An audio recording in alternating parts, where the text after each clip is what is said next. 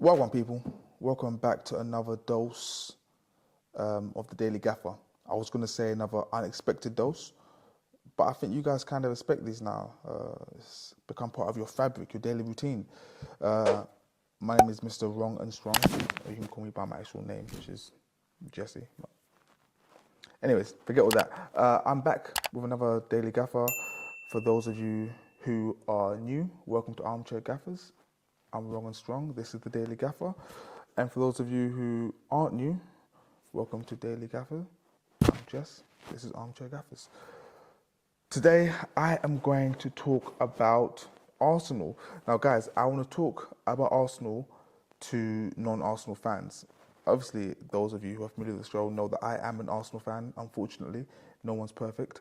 But I want to try and reason with non-Arsenal fans as to why my belief is now and has been since the start of the season, since October, if I'm being honest, that Arsenal are going to win the Premier League.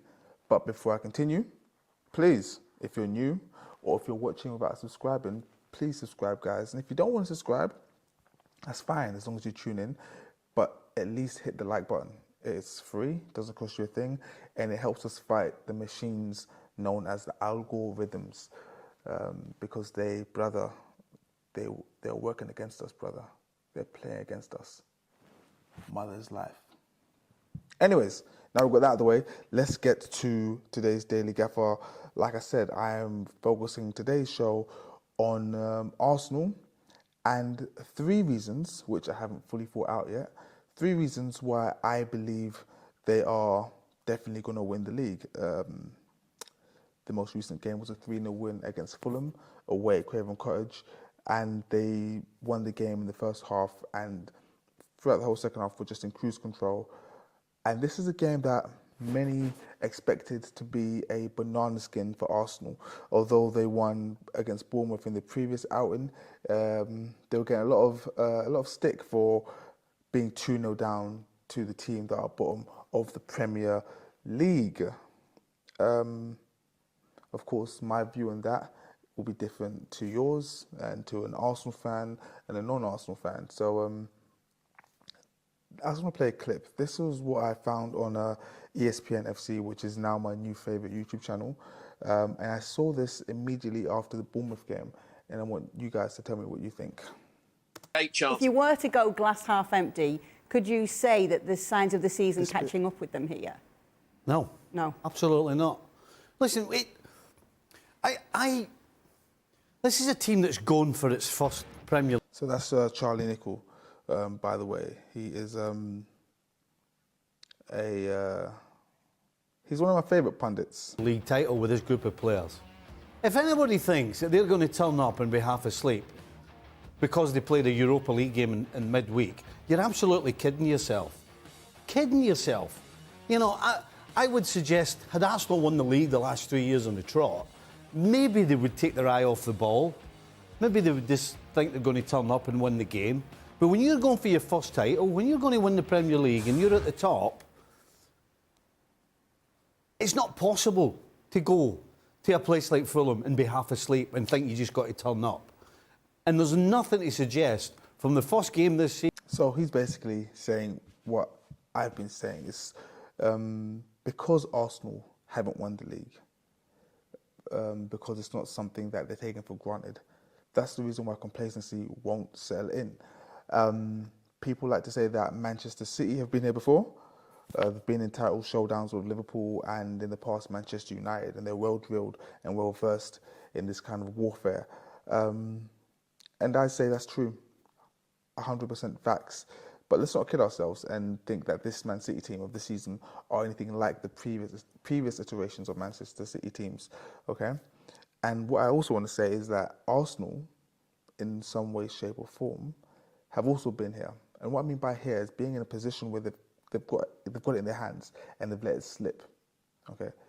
What I mean by this is last season, Arsenal were games in hand FC and were nailed on to make the Champions League. People were making memes and graphics and banners pretty much celebrating Arsenal getting back in the Champions League for the first time in however many years, and we let it slip away. We had a few key injuries.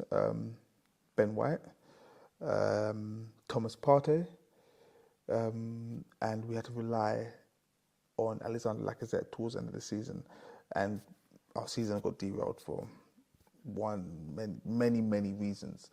Okay, this season we strengthened in January. We're way more well equipped to deal with this run-in, and the evidence in that is one thing is when we broke up for the World Cup, Arsenal were 5 points clear at the top of the league. We've come back, having lost Gabriel Jesus for how long, and we're still 5 points clear. So we've shown that we can cope without our star striker. We've had injuries to Thomas Partey, Zinchenko, Mohamed El Nene, Martin Odegaard, and Eddie Nketiah. Okay, and it's the ability to weather these injury storms, if you would, which is the main reason why I think Arsenal will see out the league this season as well. Let me go back to this clip. Season to right now that this Arsenal side doesn't turn up to play. Yes, sometimes you just don't play as well as you normally do. Sometimes teams defend well against you, or you get a Bournemouth that on the break. There we go. He's said what we've all seen. If we go by what we've seen this season from Arsenal, from the start of the season till now, they've played every single game. Obviously, we've all played every game, but 3 losses, 3 draws. Okay, and you can break them down however you like. But the majority of the games we've played, we've won. No team in the league has won as many games as Arsenal this season, which is the main reason why they're at the top of the league.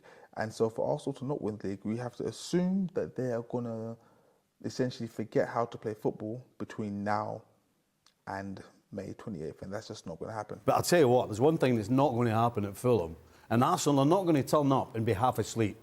If Fulham are at their best and Mitrovic finds his scoring touch, then they may be able to get something out of this game. But I'll tell you what, Fulham's vanilla, let's be honest. And Arsenal's got way too many players right now that can win this game. I'm sorry, Archie, but I don't see anything other than Arsenal victory. All right, he's matching his pessimism when it comes to Fulham. Vanilla that I forget how Liverpool did against Fulham on the opening day. I forget what happened. But there we go. Sorry they won a game. Sorry about that. We didn't win. I understand Stevie's glass. There we go. This was before the game, and Charlie Nichols was saying that he sees nothing other than an Arsenal victory. He said, "You're kidding yourself if you think Arsenal will be half asleep." We need to also bear in mind that how we approach games and how we see games is nothing like how the pros see games. So when they go into a game, they're not pessimistic, they're optimistic. They have sports psychologists, they have whole teams geared around making sure they're in the best shape physically and mentally to see out the challenges ahead. And also, the important thing is Arsenal have the ball in their court. People talk about the pressure that Arsenal are under, but what about the pressure that Man City are under chasing Arsenal? Again, guys, I'm aware I'm an Arsenal fan, so I'm being very biased towards Arsenal. I spoke briefly earlier about winter signings. I was very keen for Arsenal to sign a right-footed right winger. That's what I really wanted, okay? I wanted a different option for Saka on that right wing. I was looking at Jeremy Pino from Villarreal. Right-footed right winger, very handy, but we didn't get him. And again, Arteta's proved that he knows more than us lay people with the astute signing of Leandro Trossard. With the signing of Trossard, who today, or yesterday by the time you guys see this, or maybe even further back, depending on when you watch it, grabbed 3 assists in one half, taking his tally for the season to 1 goal and 5 assists. Oh no, that's just for Arsenal. Okay, 8 goals and 8 assists for the season, which isn't bad for under 30 million. Now, the thing I like about Trossard is that he's already shown his versatility for Arsenal playing on the left and through the middle. However, he's also capable of playing on the right and in attacking midfield. So I think what Arteta has done, he's pretty much signed cover for every single forward position in one fell swoop, and that was by signing Leandro Trossard. I was also thinking, like, where has this man been? He's been in the league now for since 2019-2020 season. So that's 1, 2, 3, 4. This is his 4th season in the Premier League. And I said to myself, after seeing his displays, where has this man been hiding? He's been in the league all this time. Then I found his numbers. In his first season, he got 5 goals, 3 assists. Then second season, 5 goals, 5 assists. Third season, 8 goals, 3 assists, and this season so far, 8 goals and 8 assists spread between Brighton and Arsenal. So he wasn't putting up great numbers, but again, a nod to the scouting team at Arsenal that saw him and acted very swiftly and got him on board. And this was also, it's key to remember, in the wake of the Mikhailo Mudryk thing. The transfer never happened. I'm not going to speak anything disparaging about Mudryk or anyone involved, but we got Trossard, and it seems that was the better deal. So, 2 points I've made so far is, 1, my points as to why Arsenal are going to win the league. 1, they're ready for this. Mentally, they're prepared, and they're playing some of the best football they've played for a long time. Football which isn't too dissimilar to football they were playing last season, i.e. with just a few personnel missing, i.e. relying on Tomiyasu and Ben White in the centre of the park in defence, and Tierney, Partey being inconsistent, relying on Lacazette. Now we have the personnel to implement Arteta's plans. Trossard, just a fantastic signing. And lastly, the last reason, oh, by the way, if this seems very disjointed, it's because I didn't really plan this. We just finished filming our regular pod, which is out on now. By the time this is out, that will also be out. So our Monday morning main podcast is out now. Please make sure when you finish watching this, you go over and watch that, and make sure you like both. Yes, I'm not prepared for this. Trossard, we're playing great football. And lastly, one last reason why I believe Arsenal are going to win the league. People keep saying that Manchester City, people speak as if Manchester City have won their remaining 11 games, I think it is, and they haven't. People say that Arsenal will drop points, and they may or they may not. But whatever questions and situations you pose at Arsenal, you have to pose those same questions and situations at Manchester City, who, let's not kid ourselves, have not been this all-conquering behemoth that we've come to know these last 5 years or 6 years, however long it's been under Pep Guardiola. I think it's 6 years. Yeah, they didn't win 1-2, didn't win 1-2. Didn't win 1-2, didn't win 1-2. 7 years. These last 7 years. It is a two-horse race. United are out of, they were never in it. But I think we need to just, like Nicole said, let's not pretend that this Arsenal team have not been playing this fantastic football from the very first day of the season. I'm looking quite far ahead, and my main concern for Arsenal now is how do they evolve and keep on winning? Because we've seen what happens with great teams. Liverpool, for example, reached their zenith, and now they're falling away. Are Manchester City there? We're not too sure, but this is not the same City from previous seasons. It happened to Manchester United when immediately after Fergie left. It happens to Chelsea like this. So just to reiterate one last time, Arsenal are winning the Premier League this season, 2022-23. Europa League, I'm not too sure about. I'm not too concerned with. But I'm concerned to see what Arsenal do next season, how the players going to respond.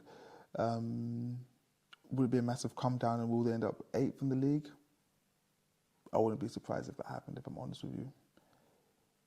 It all depends on Arteta's man management.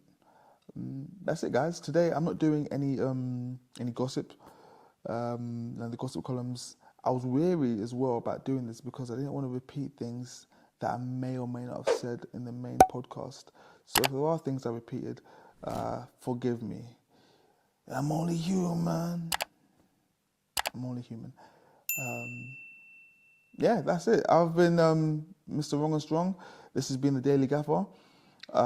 Please like and subscribe, and I will be back tomorrow with something more generalized for everybody.